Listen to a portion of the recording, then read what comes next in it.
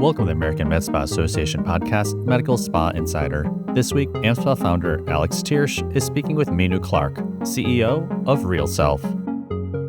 Refresh your body, mind, and career journey at the Women in Aesthetics Leadership Conference being held October 3rd through the 5th at California's beautiful Terranea Resort. Walk is more than just another convention. It's an immersive retreat that combines education and networking with rejuvenation. For women aesthetic professionals who dedicate their time to the health and happiness of others, this is the opportunity to get away and focus on your own wellness. Reconnect to your passions and return with bold new inspiration for your business. Walk celebrates the med spa industry's opportunities for female empowerment and entrepreneurship, including the ceremony for the 2025 Distinguished Women Awards. Find out more and register at experiencewalk.com. That's experiencewalc.com. And as a Medical Spa Insider listener, you can receive 10% off your registration if you use the promo code WALC10. That's WALC 10. Promo code valid for inclusive registration until September 11, 2025 at 11:59 p.m. Pacific Standard Time, or standard registration until October 3rd, 2025 at 11:59 p.m. Pacific Standard Time. Promo code only applies to the primary registrant and cannot be combined with any additional offers. Welcome, everybody. This is Medical Spa Insider. My name is Alex Thiersch, and we have on the AmSpa hotline, Minou Clark. I thought I was going to get your name wrong right after you just told me. You literally nailed it. Minou Clark, new CEO of RealSelf, who's been good enough to join us. And thank you so much for joining us. I've got a ton of questions for you, but first, just welcome to the program. Thank you so much for joining us. What's new? Oh man, thank you for having me. What's new? I mean, a lot. Nothing and everything. Yeah. Nothing and everything. It's been probably a little over half a year in my new gig. Yeah.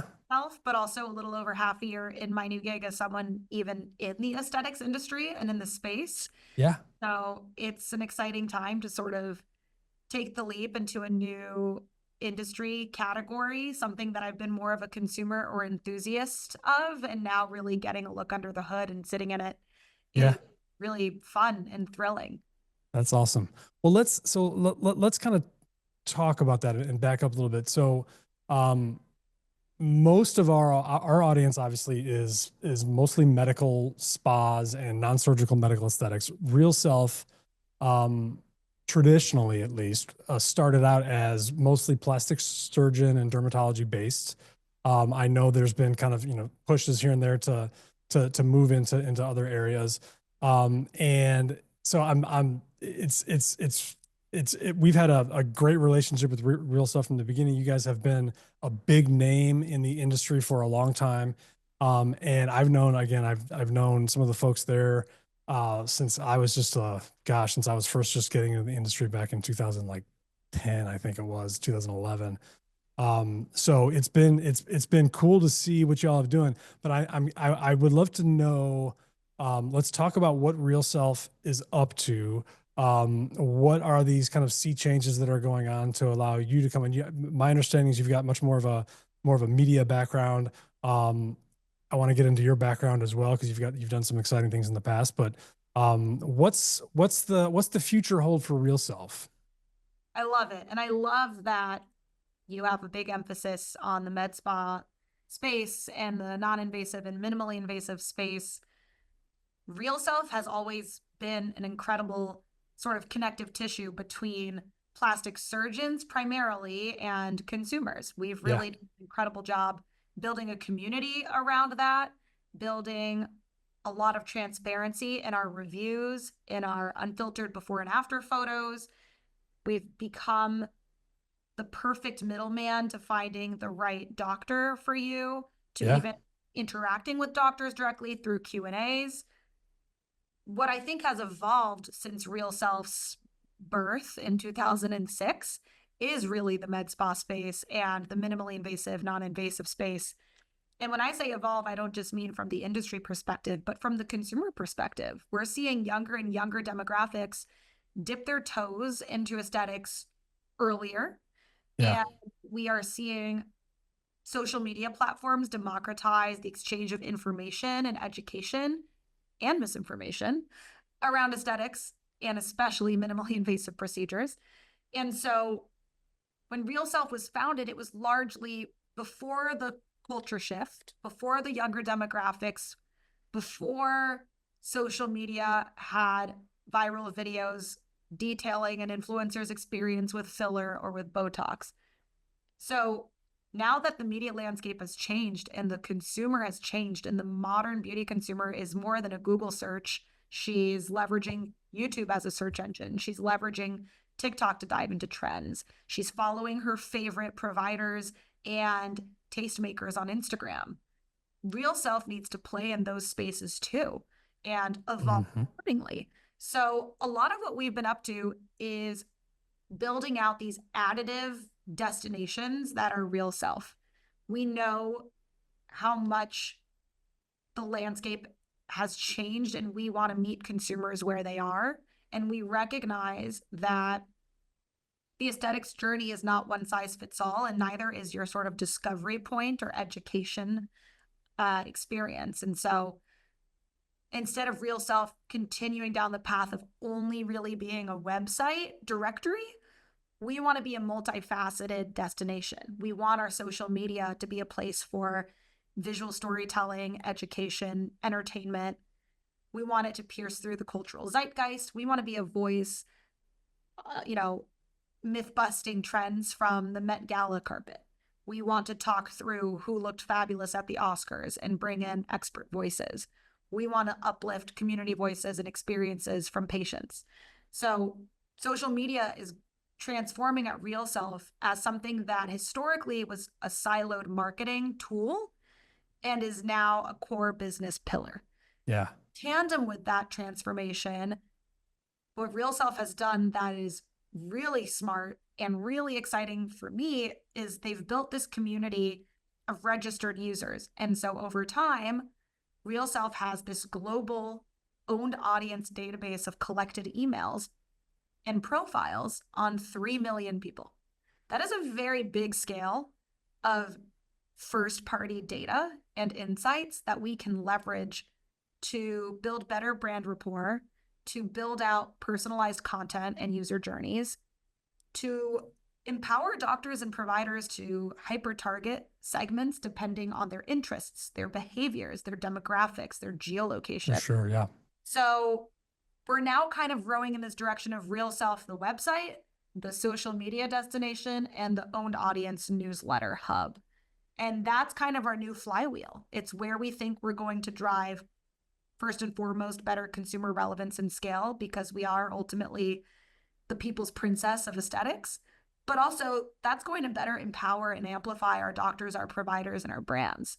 Yeah. So it feels very exciting to do this, albeit perhaps a bit late to the game. But what's exciting is no brand on social or newsletter has the scale and legacy and doctor network that RealSelf has. There's certainly some incredibly valuable players, but we have legacy, 20 years almost. And so it'll be fun to leverage that in these new spaces.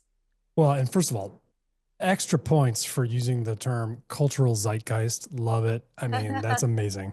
Yeah, I mean, aesthetics is pop culture. That's the truth. It is, for sure. I think people were in denial about that because there was a very taboo, almost shame attached to wanting to look and feel your best self and pursue this sort of self-actualization journey. Yeah. But that is dated thinking, and we see it in the way celebrities and influencers are speaking openly and sharing experiences. We're seeing it with patients just randomly taking to social to vlog an experience. It is a part of pop culture, and it's only going to get bigger and more vital to pop culture. So I genuinely feel excited for RealSelf to be a voice as that narrative continues to kind of unfold. Yeah, it's so interesting because RealSelf, I mean, again, I started as a lawyer dabbling in aesthetics back in like 2008, 2009. AmSpa really got it going in 2013. So I've known about RealSelf, but so you've really ridden that wave of when aesthetics was, I mean, you're absolutely right. It was websites and, reality TV kind of. And then with social media, it's become something completely different. And I remember um, Real Self was I mean, especially for plastic surgery, it was, I mean, there was a kind of a 5 year, longer than that probably, span where um, you almost like you owned just about everything. I don't mean actually owned, but it was your presence was so massive because you had developed this incredible platform where you were getting reviews from customers. And it really was a cool thing that you had developed. It was credible. It was honest. And so folks could come on and they could make reviews. But what's happened is you've had to then navigate like kind of many of us as the industry has changed, and now you've gotten this a totally different atmosphere, um, not just from the review segment, but because from the aesthetic segment, and we've seen this from a lot of different areas where kind of the med spa, and I use that in quotes because I hate that term, but non-invasive medical aesthetics kind of grew up almost in the background, right? And then all of a sudden, before anyone really realized what was going on, the lights went on and it was 4 times as big as everything else. And it's like, oh man, now we got to deal with this. And you have to deal with, like you said, YouTube and all this. And so you have to y'all are going through this kind of, you're trying to turn this boat a little bit. And that's got to be really tough. And it's interesting that they tapped you as a kind of a former kind of media executive. I'd love to hear a little about your background and kind of what you're thinking about doing for this. And this is your first role in aesthetics. Is that right? First role in aesthetics, first CEO title. Wow. So Well, congrats. That's awesome. It's not a bad place to start. no, not too shabby. And in a weird way, while it's terrifying to be first in a category and first in a title, I actually find now that I'm in it, the fact that I am coming from the consumer lens and the fact that I am a first time CEO who also is statistically a young CEO has been really helpful because it's removed ego and it's removed bias. And so I can approach this from a vantage point that is a lot closer to the consumer than your average CEO might be able to, because I am the consumer. And so Yeah. that has really been helpful. It's removed a lot of that disconnect in some of these new business decisions, because we are really trying to do what RealSelf's always done well, which is really serve the consumer. If we serve the consumer, build trust with the consumer, and become their go-to, doctors and brands win because we scale.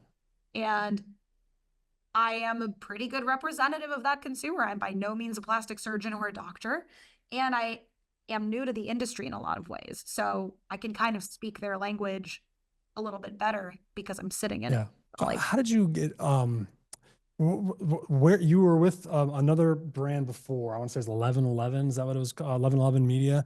Yeah. How did you get? What was the transition like over to RealSelf? And that must have been a tough decision to make that switch. It was a weirdly tough decision. In hindsight, now that I'm obsessed with RealSelf and love my job to a point that some would argue it's unhealthy and has become my personality. No, a lot of folks at RealSelf do that. So that's kudos to you guys. When you love your job, it becomes part of you. And I loved my last job. I loved it. I joined 1111 Media really early on. They only had a handful of full-time employees, and it was Paris Hilton's media company that she just launched. So I joined, I want to say not even a full year into that company existing, or maybe it was their year mark. So I got to really build a blueprint for a legacy brand. Paris Hilton's a legacy brand. She is the OG influencer. She's built an empire. She has really, really successful businesses across so many categories, from fragrance to clothing to cookware to music. She does advocacy work and passes literal legislation that is making the world a better place. She's such an interesting person, but she has this legacy, and she was looking to really put herself back on the map, amplify her relevance, and more importantly, just create synergy across all her businesses that were successful over all these years. So it was a very, very fun gig because it had that startup mentality in that you're trying to breathe new life into something that's quality and incredible and was the first of its kind in so many ways. And RealSelf reminds me a lot of that environment. It is in a lot of ways the first of its kind in terms of being this massive community for aesthetics, this massive directory for doctors and endemic brands. But it also has this legacy that needs evolving and modernizing and optimizing. Mm-hmm. It was hard to leave Paris and that team because it was such a tight-knit family, and it was definitely the job where my career totally flourished. I learned the most I've ever learned. I worked with people who I love so much they will be at my wedding one day if I ever meet someone to get married. Like, that team is just not just smart people, but good people. And so it was really hard to leave them. But what's funny is now that I'm, 6 months and change into RealSelf, I look back and I'm like, I have another team of amazing people who I consider family. And so I think it's like a very lucky position to be in, because not every job that's intellectually cool also has that emotional tie to amazing people. And RealSelf really has built something super special that has that. So it was hard to leave my old gig, but in hindsight, I should have been excited for this new chapter because it's brought me so much value personally and professionally. Yeah. Well, and it's such a well-respected brand. And what's your kind of first big goal that you want to like the first thing you want to accomplish at RealSelf that you want to that you want to be that want people to know about? We're rebranding. Okay. We are putting a fresh coat of paint on our storefront. We'll still be called RealSelf. I think the name is forever genius, but we need to modernize for the modern beauty consumer. And that means rethinking our brand identity in terms of our logo, our font, our color palette, our imagery and photography, and our UX UI on our site. We've been test kitchening flavors of that on our social media accounts and our newsletters. So if you've followed us there for a long time, you've probably quietly seen a little bit of a before and after happening, a little bit of a nip and tuck moment. But this rebrand is a full-on facelift, mommy makeover. It's all the things. It's a lot more drastic. It's definitely not a procedure that we could have given ourselves without going under the knife. But I do feel it's time to make a drastic step towards where the consumer landscape is heading. And where RealSelf is unique and a huge secret weapon for the aesthetics industry is we're not doctors, med spas, or endemic brands. We are the people's princess. We're your resource as a consumer to connect you to what's going to fulfill your aesthetic dreams. And so if we're really the consumer's tool, we need to speak the consumer's language. We need a website that feels exciting and aspirational, that evokes an emotion, that speaks to them in more of a peer-to-peer way, that is super, super easy and intuitive to navigate. Right now, the people who navigate our site best are doctors, brands, and really educated consumers. But the reality is your average consumer is now in her late 20s thinking through her first Botox or neurotoxin or filler or whatever. Right. And she doesn't have the vocabulary or the knowledge to know how to navigate a complicated site or understand all of the terminology on RealSelf. It's really designed for experts, and I want it to be designed for the masses because aesthetics is becoming part of the masses. It's no longer this thing that your mom or your aunt did, and then you learn about it through a friend, and then you do it quietly and you kind of lie because you're embarrassed. Like, that culture shift is gone. We're in a new era. So I'm really excited. We've tapped people to help with this rebrand who do not come from aesthetics. They're huge consumers of it and they love it, but they have done creative design work for high-end luxury brands and celebrity brands. I did that on purpose because the whole point of getting any work done, whether it's something tiny like a facial or something permanent that requires surgical treatment, the point is you want to feel good. You know, you're not getting work done to look or feel uglier. You're getting work done because there's something aspirational. There's a goal attached to that. And that evokes a feeling of confidence and empowerment. And so bringing in an agency that's done work for Ariana Grande's perfume line, or Swarovski when they did a big site overhaul, or Prada or Louis Vuitton, that's interesting to me because we can't all afford those brands, but we do kind of all look at those things with this feeling of aspiration and sexiness, and I want to be part of that. And I think aesthetics as an industry has a lot of that gravitational pull. But if a doctor's office or a med spa or like a endemic brand was going too sexy, too editorial with their marketing, that would be a bit weird.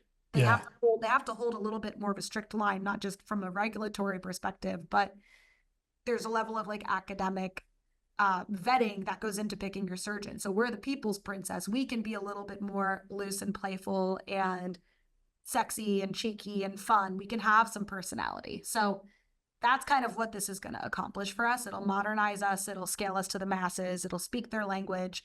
And it'll make us an even better tool for doctors and med spas and brands because we're doing something that they can't totally do necessarily. Some do, but there's a lot of red tape and a lot of things you can or can't say. And we get to. No, that's right. So is it fair to say that, and this is kind of my kind of thought process around RealSelf was that it was really a brand that was kind of made and designed for doctors, right? At the beginning, it was like, this is what, I would go to these conferences and your primary target was these surgeons.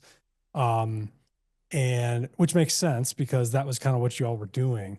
But it sounds like the real pivot is, okay, our audience is not the surgeons, it's the consumers, and the consumers are doing something different.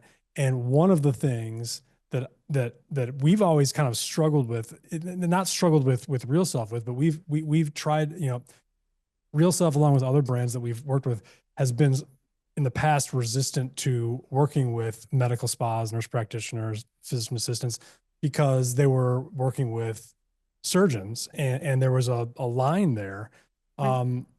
So it's interesting that you say that, if the consumer is your kind of customer, they're the ones that you're talking to. That does change really the way that you're doing business and the way that you're operating. And it opens up a lot, but that also, it changes the way that you're doing business. And that's got to be tough for some folks to kind of stomach a little bit. Totally. I mean, it's tough for folks to stomach it with or without RealSelf, right? It's hard for board-certified plastic surgeons to easily coexist with the reality that all that minimally invasive, non-invasive work is happening in droves by quote unquote, or well, technically a lower education or a slightly different type of 100%. It's for sure. And I think what RealSelf has an opportunity to do is kind of cut through the noise and bring quality. We don't want to open up the floodgates and say, yeah, just go get stuff done wherever. I think we have an opportunity to be a curator and to leverage expertise and ensure we are helping consumers navigate the wild west that can be this growing med spa industry. But for us to pretend that that's not growing would be the same mistake we made when we didn't prioritize social media back in like 2010. This is the landscape. There's nothing but data to prove how much that side of the industry is growing. And if RealSelf becomes truly the consumer's go-to destination for aesthetics, for both med spas and board-certified plastic surgeons and everything in between, everyone wins. That is a lot more to scale. And to deny that is saying that you're comfortable just capping your growth now. And personally, I only see aesthetics growing more and more. I don't want to cap the growth because there's nothing but opportunity. And we have a chance to kind of build out more of a multifaceted platform. But you're right. It's something that I'm very aware is going to ruffle a lot of feathers. Yeah. And Have you had any pushback yet at all from? we haven't really decided exactly when we're going to go live with some of Yeah. the new initiatives.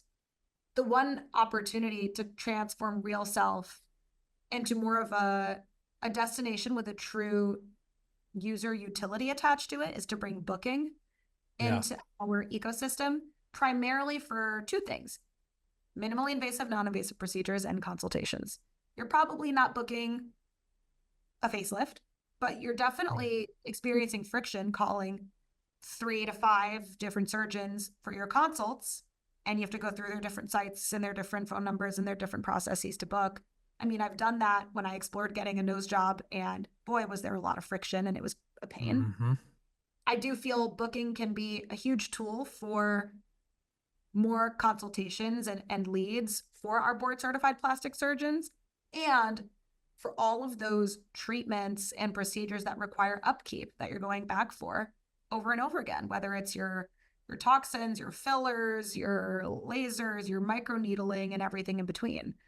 It would really remove a lot of friction. Now we can be your one-stop shop to not just educate yourself, learn from top doctors, cut through the noise of med spas and know that the best ones with quality are on RealSelf, but then, oh yeah, you can book too. We can actually drive that conversion, which has always been a big selling point at RealSelf, despite the fact that we didn't have booking. We've always said the positive halo effect when you advertise with us. And that is 100% true.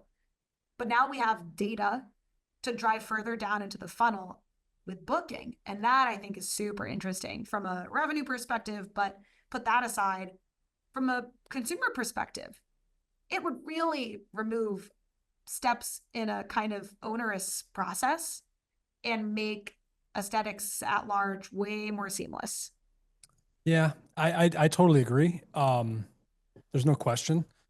I think, for us, I've been fighting this battle for 15 years. It's like I've been working with plastic surgeons and cosmetic derms, and they're kind of banging their head against the wall. And I say, look, the horse has already left the barn.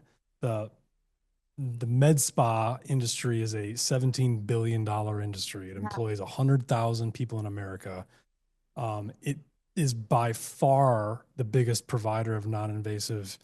And the folks at like Allergan and Galderma won't say this to the plastic surgeons because they're customers, but in the end, that's where they're putting their focus to.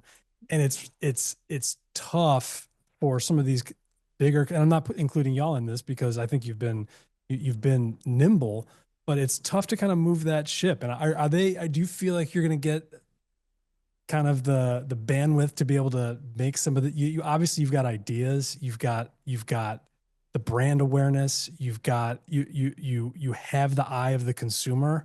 And I think if they let you do it, you can do a lot of really cool things. Are you feeling like they're going to let you have enough leash where you can make some things happen? They being who? RealSelf.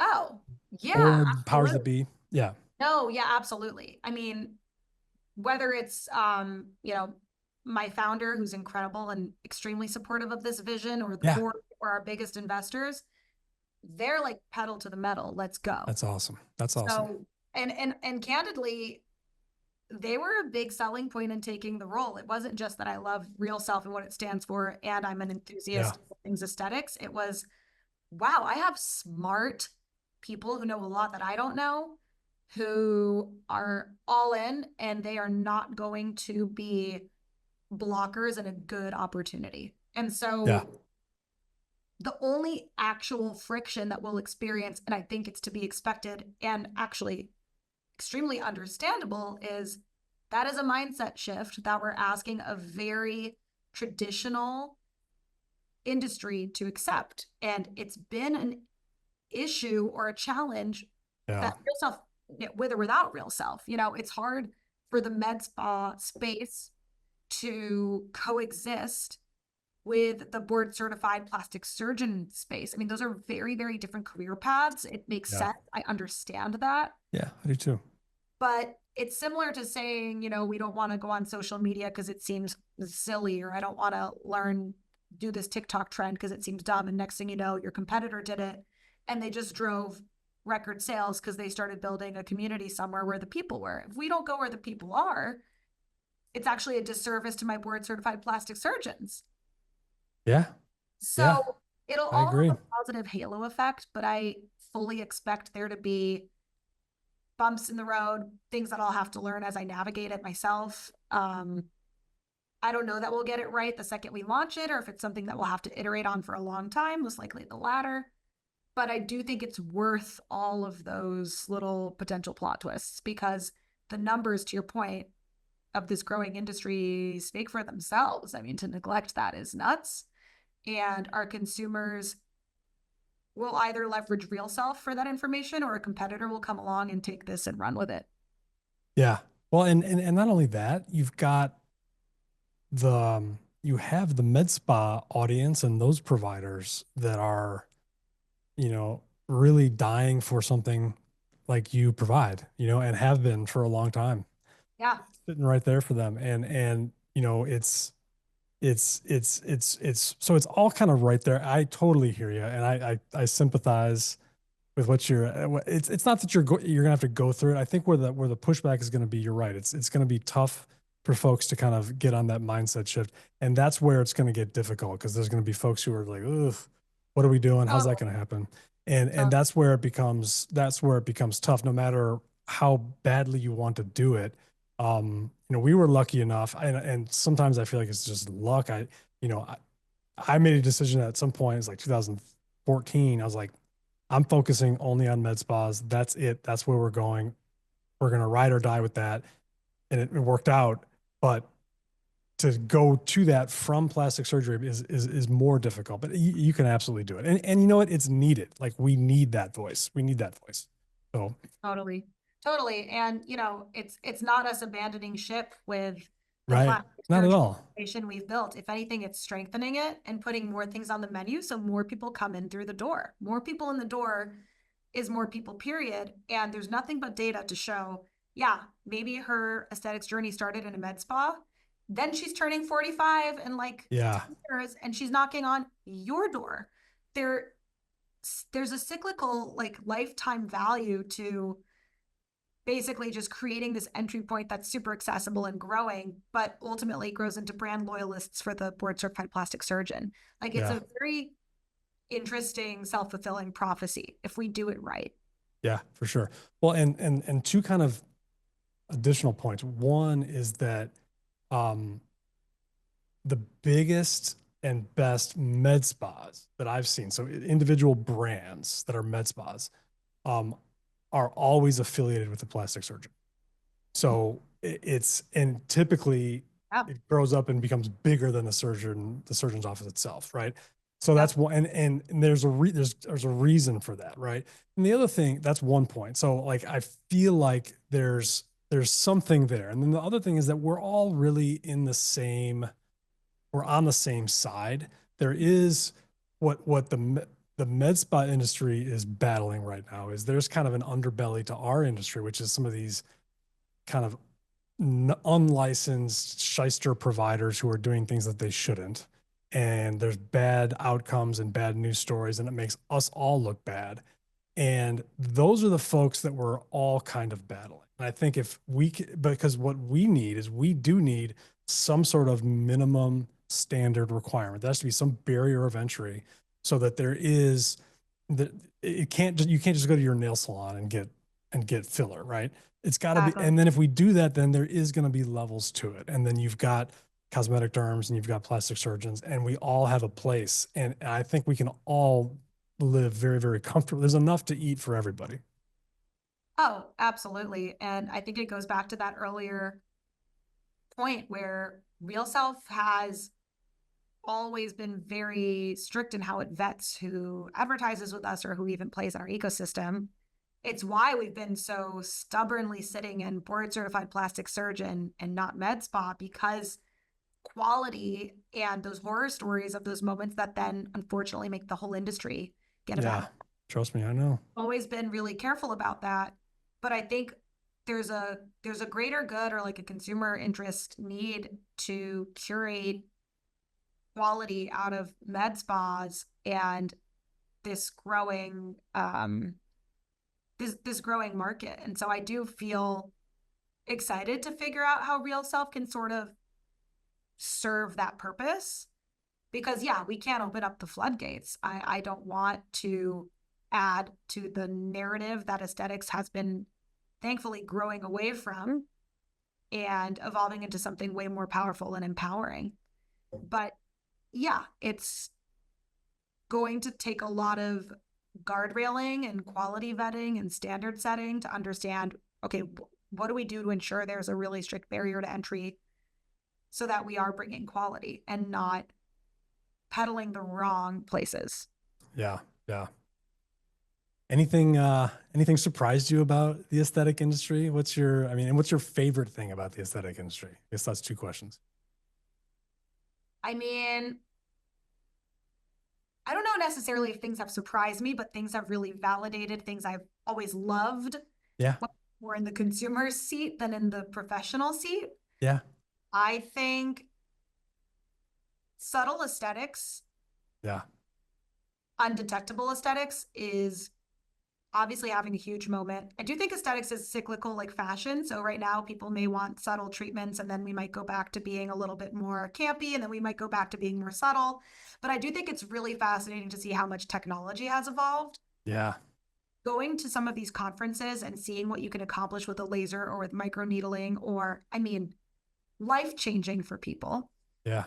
And yet the result, you wouldn't know what they did. You just think they look fantastic. And I think that is exciting, empowering, cool, sexy. Count me in. I want to do it too. Like very, very, very interesting and fun to watch evolve. I do think the technology is just super fascinating.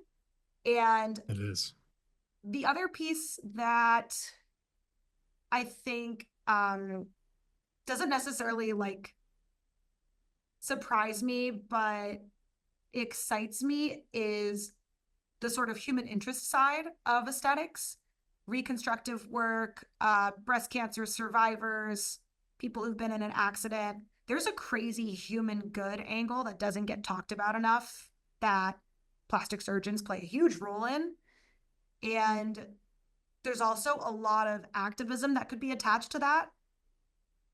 I think a lot about, and I can take zero credit for this work, but when I worked at 1111 Media, we had an impact department and it was very much tied to causes that were personal to Paris. She had a horrible experience in one of those boarding schools where she was abused, and she's now passed laws in 8 states to ban these schools. She's literally saving children's lives. It's unbelievable work. And I always loved what that department did to just leverage a platform in a way that's authentic for good. So now that I'm at RealSelf and I have the power to kind of choose what we do a little bit more, given my title, I keep thinking about all these really inspiring human interest touch points that intersect with aesthetics, and how could we play maybe a different role in addition to what we do for the general consumer that really spreads that awareness and spreads some good, whether it's, you know, breast cancer, I think is very top of mind. I know a lot of survivors, women in their 30s are getting breast cancer left and right. It's really scary, but it's really beautiful to see how the plastic surgery world can uplift and create confidence out of a horrible experience. So I think that has been really inspiring to hear about. I've been reading things in our community that have really inspired me. And I think pretty much the second I get us to a well-oiled machine with all those big initiatives, my head is immediately going to turn into what is our sort of impact activism play? Like, where do we sit and uplift that side of the industry? Where do we give back? Like, how do we incentivize something in that category? Because I think it's so easy and lazy to say plastic surgery is vanity. But first of all, whether you're going through something health-wise or you just want to look prettier, there's something empowering in that. And so, I don't know. I keep kind of circling back to like breast cancer awareness.